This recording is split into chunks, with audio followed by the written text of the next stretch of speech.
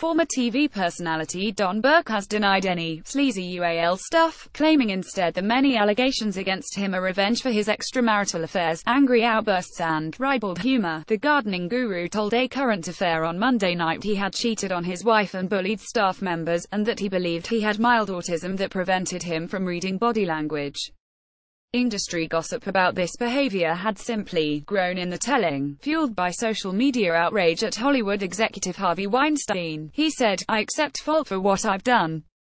I have made some good mistakes and people are punishing me for it, not entirely wrongly," Burke told host Tracy Grimshaw, but the UAL stuff is a way of twisting the knife. Burke, 70, has been accused of indecent assault, UAL harassment and bullying by a number of women who worked with him on his famous gardening show in the late 1980s and 90s. "I reject I was this Harvey Weinstein figure," he said, blaming social media for blowing the true stories about his infidelities and off-color humor out of proportion. "I'm getting it social media. This Twitter sphere thing," he said. "I'm willing to cop that I may have terrified a few people. In part one deserve this, but not for all that sleazy UAL stuff," says Don Burke.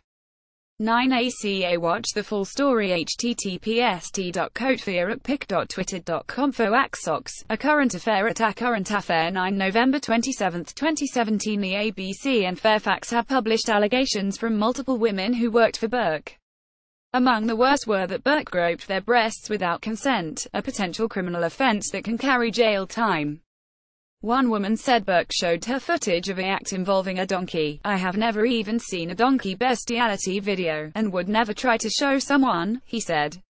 "I don't know how these tales have grown after people have left us." The ACA interview was the first time Burke had revealed publicly that he believes he has Asperger's, a mild form of autism, which inhibits his ability to read body language. "I have never been diagnosed, but I worked out that it is that. It is a terrible failing. I can look at a camera lens, but I have difficulty looking at people in the eye," he said. "I miss the body language and the subtle signs that people give you. I don't see that. I suffer from a terrible problem with that." Burke said his series of extramarital affairs were a devastating time for both he and his wife, but they had worked through the betrayal and he had become a different person. Grimshaw put it to Burke that a large number of people must be lying for his denials to be true. He murmured in reply. Grimshaw asks why his accusers would invent the story that he bragged about buying a female relative a horse so he could rub her genitals on its back. "This is what is driving me nuts. You wonder why they go to that extreme," he replied. "I don't know why they would say that." A number of women who previously worked with Don Burke, including Wendy Dent, Bridget Ninnis and Louise Langdon, have made allegations against him. Photo Abic Burke went on to say the allegations against Hollywood executive Weinstein had triggered a moment in history. "I don't think it's a big conspiracy.